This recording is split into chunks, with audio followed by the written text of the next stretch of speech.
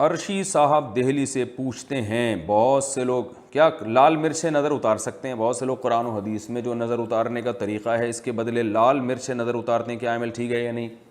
اس کی کوئی شرعی دلیل نہیں ہے، لوگوں کے تجربے ہیں۔ بعض لوگ کہتے ہیں ہم لال مرچ جب جلاتے ہیں دھواں آئے تو دھواں نہیں آنا اس کی علامت ہے، نظر اتر گئی وغیرہ وغیرہ، اس ٹائپ کی کچھ چیزیں ہیں، ہمارے بھی اپنے خاندان میں بھی ہم نے دیکھی ہیں۔ تو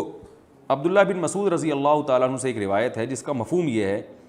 کہ بعض دفعہ شیطان نہ بچوں کو تنگ کرتا ہے، بچے روتے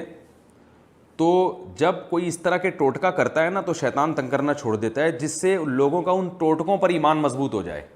تو مجھے بھی یہ لال مرچیں کچھ اسی طرح کا کیس لگتا ہے، کیونکہ ہم نے اپنے خاندان میں دیکھا ہے وہ جلاتے تھے بچے چپ ہو جاتے تھے، ٹھیک ٹھاک ہو جاتے تھے، جب وہ نہیں کرتے تو پھر بچے روتے تھے۔ تو ہم نے میرے ماشاءاللہ اللہ نے مجھے اولاد دی ہے، میں نے کبھی ایسا نہیں کیا مرچیں جلائی ہوں، تو اللہ کا شکر ہے پھر ہمارے یعنی بچوں کے ساتھ وہ واقعات ہوتے بھی نہیں ہیں جو عام طور پہ لوگوں کے ساتھ ہو رہے ہوتے ہیں۔ تو میری ذاتی رائے ہے کہ یہ شیطانی کوئی مجھے عمل لگتا ہے، آپ ان چیزوں میں نہ پڑیں،